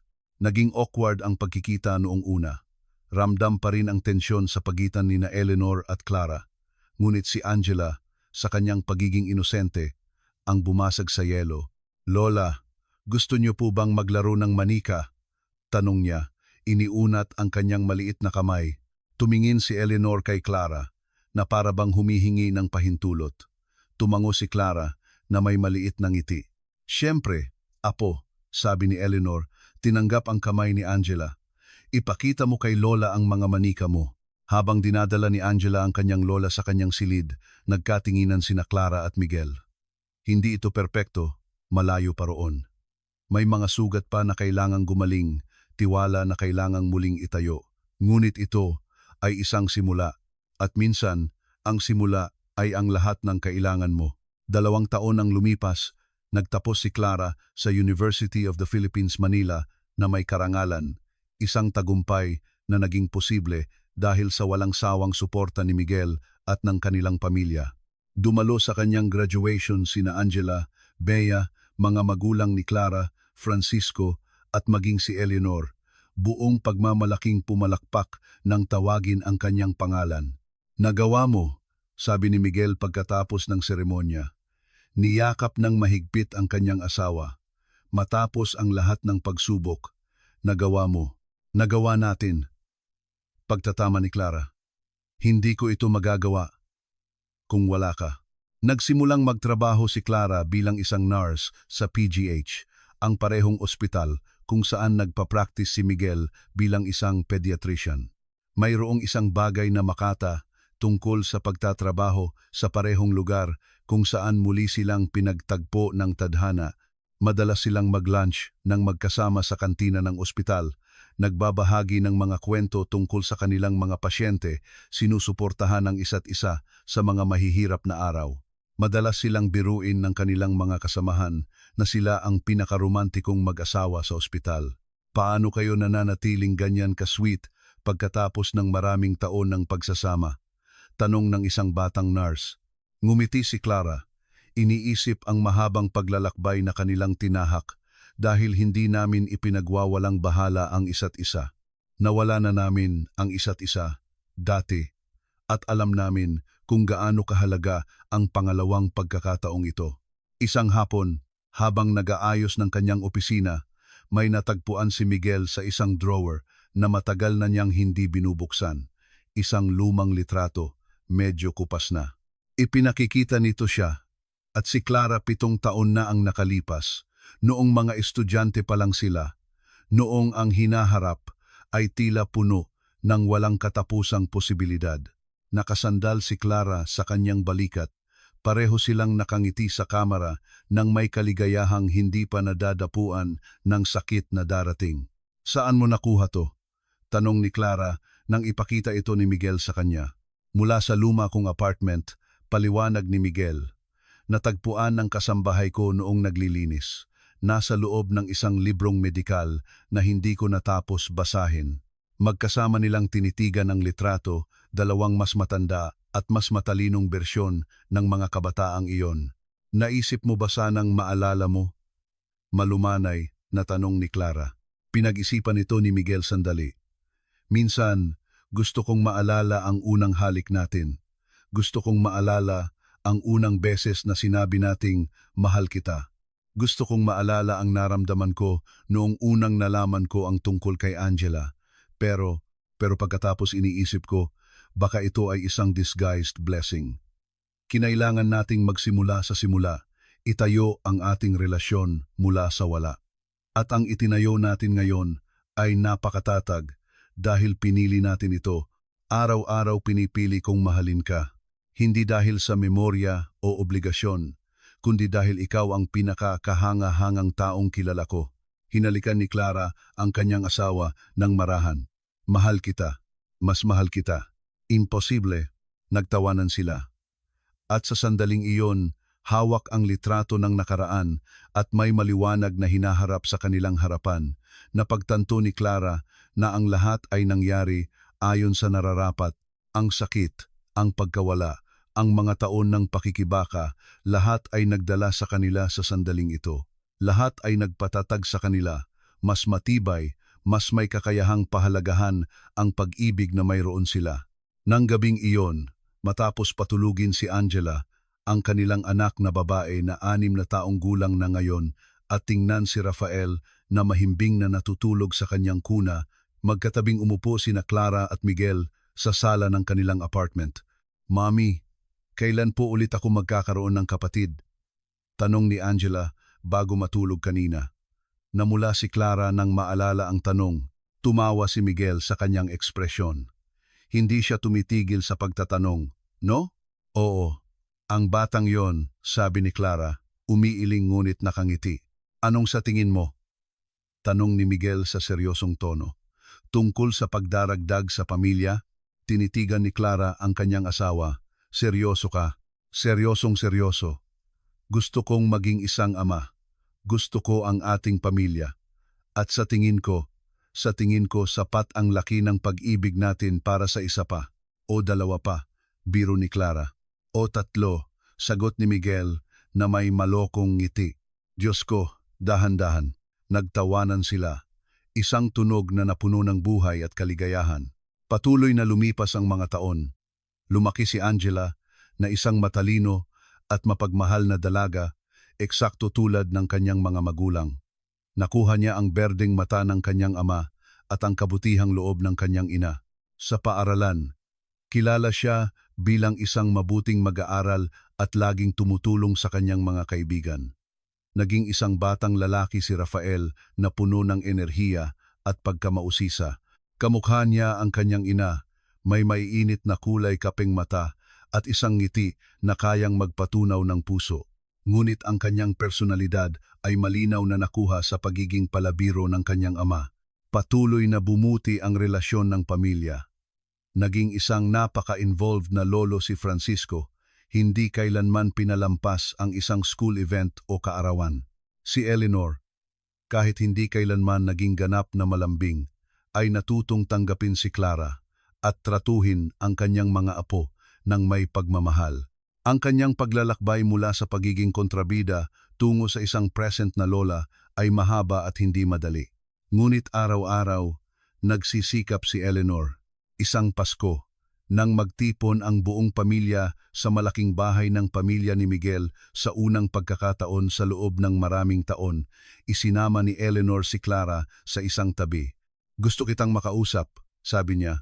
Mababa ang boses para hindi marinig ng iba. Naramdaman ni Clara na bumalik ang dati niyang pag-iingat, ngunit tumango siya at sumunod sa kanyang biyenan sa hardin sa likod. "Hindi ako kailanman humingi ng paumanhin ng direkta," sabi ni Eleanor. Tinitigan si Clara nang may mga matang tila mas matanda at mas pagod kaysa dati. "Para sa ginawa ko sa iyo, para sa kasinungalingan tungkol sa pagkamatay ni Miguel, para sa paghihiwalay sa iyo mula sa anak mo sa loob ng maraming taon." Naghihintay si Clara sa katahimikan.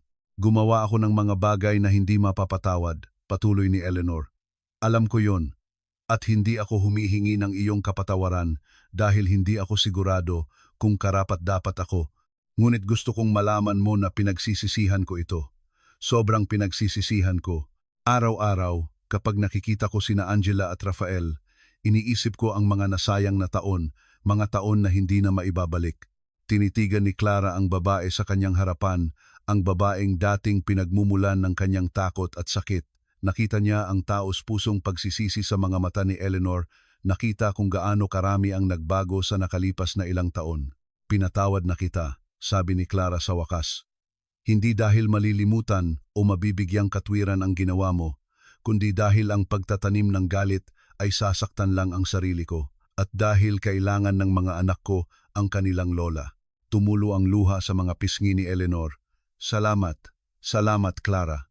"Huwag kang magpasalamat sa akin," sabi ni Clara. "Ipakita mo sa gawa. Patuloy kang maging present para sa iyong mga apo. Patuloy na magsikap na maging mas mabuti. Iyon ang gusto ko." Tumango si Eleanor at sa unang pagkakataon, niyakap niya si Clara. Naging awkward at hindi komportable ang yakap, ngunit ito ay isang hakbang patungo sa tunay na paghilom. Nang gabing iyon, nang umuwi na ang lahat ng bisita at mahimbing nang natutulog ang mga bata matapos mapagod sa pakikipaglaro sa kanilang mga pinsan. Magkatabing umupo sina Clara at Miguel sa balkonahe ng kanilang bagong bahay. Ang bahay na binili nila noong nakaraang taon gamit ang kanilang pinagsamang ipon. Isang bahay na puno ng tawanan at pagmamahal at mga bagong alaala. Masaya ka ba? Tanong ni Miguel. Isang tanong na naging ritual na sa kanila. Mas masaya kaysa sa inakala kong posible, tapat na sagot ni Clara. Noong akala kong nawala ka, akala ko tapos na ang buhay ko. Akala ko hindi ko na mararamdaman ang kaligayahan. At ngayon, nasa akin na ang lahat ng lagi kong pinangarap. Nasa akin ka. Nasa akin sina Angela at Rafael. Mayroon akong karera na mahal ko. Mayroon akong pamilya na, kahit hindi perpekto, ay puno ng pag-ibig. Mas maganda ang buhay ko kaysa sa anumang panaginip. May pinagsisisihan ka ba? Pinag-isipan ito ni Clara. Isa lang, sana maalala mo kung paano tayo unang nahulog sa isa't isa. Napakamahika noon. Hinalikan ni Miguel ang noo ng kanyang asawa. Maaaring hindi ko maalala ang unang beses, pero nahulog ako sa iyo sa pangalawang pagkakataon. At kasing mahika rin noon. Baka mas higit pa. Dahil sa pagkakataong ito, pinili ko ito ng may kamalayan. Sa pagkakataong ito, alam ko kung ano mismo ang hinaharap ko at pinili pa rin kita. Ngumiti si Clara. Ang kanyang puso ay sobrang puno na parang sasabog. Mahal kita, Miguel. Mahal kita, Clara. Ngayon, bukas, at sa bawat araw na natitira sa buhay ko. 10 taon pagkatapos ng kanilang kasal, nagpasya sina Miguel at Clara na i-renew ang kanilang mga panata sa kasal. Ang seremonya ay ginanap sa hardin sa likod ng kanilang bahay, kasama lamang ang malalapit na pamilya at kaibigan. Si Angela, na 14 na taong gulang na ngayon, at si Rafael, na 6 na taong gulang, ang naging mga pangunahing saksi.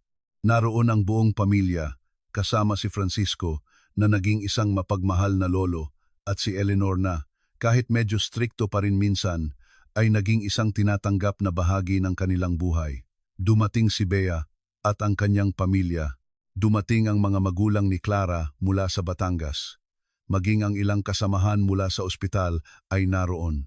12 taon na ang nakalipas, sabi ni Miguel sa panatang isinulat niya. Nakilala ko ang isang babae sa isang library at nagbago ang buhay ko magpakailanman.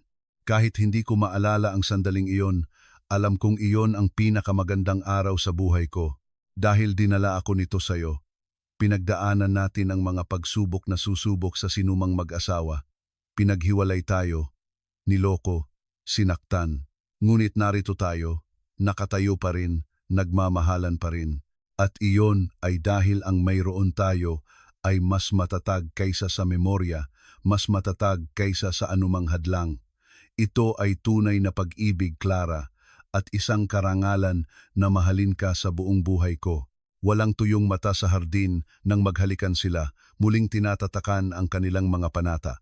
Nang gabing iyon, matapos umuwi ang lahat ng bisita, tumayo sina Clara at Miguel nang mag-isa sa kanilang hardin, tinitigan ang mga bituin.